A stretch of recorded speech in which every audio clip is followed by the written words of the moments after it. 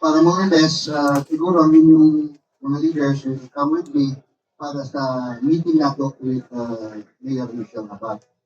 So, not only Michelle na, katong mga municipal mayors dito makatenta na. So, muna, sure, really na kay okay. Okay.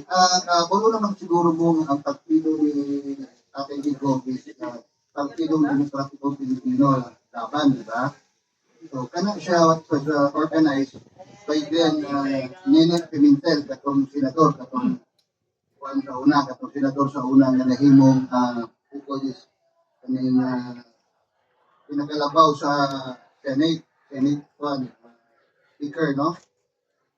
Mo na founder organizer dito sa PDP Laban during the time of Leon Aquino. So sila Wendell, sila ang mga pioneers na nagagabaw si Duterte, familiar pa ba mo si Wendell o Sak Bispisyo, nag-abot pa mo ang Sak Bispisyo. So mauna sila yung mga original members ng PDP Laban. So karon, si Digong kay kuan man din solid PDP man din, wa din siya magbalin-balin. PDP Laban sa siya. So, mo ito, pagdagan niya pagka-presidente, likalik lang o kadaghan ang mga membro na. So, wala na may imutagan na kay di na lagi tayo, wala kwarta. So, wala lang sa mga politiko, karon kay daog man na, di nang mali. Ano man ang politiko? Asa ganito, Juan, nakapabor, dito sila. Karon pag wala ni Digong, wala na sila. Antay lang mo mamalit ko ron. Tanaw na ito, kailangan na tayo ato pag-ingon na screening committee. Kung asa ba yun ani. Ang katong namirma, kapasiglahay ka. So karon basi pamirma sila balik, iwasan na yun ato sila. Tama. So mga na siya. So mga nang ako ang kwanta, I am just tentative with this plano, kaya ako sa isugyot sa hierarchy sa PDP Laban.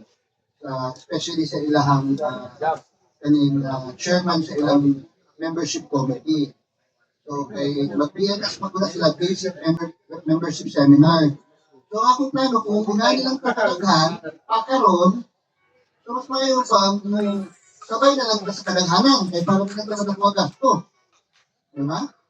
So, kung willing mo nga magpamimbro sa PDP Laban, kay much more na kinahanglan nato karon ang kadaghanan kay para lang jud na ma-ensure na to si Inday nga magkagipod. Since ako di ko ingon nga mo consulting ka no, pakatras, pakakanting dito kami. Basta mahimo na sad ni siyang dominant party just like in 2016. Thank you.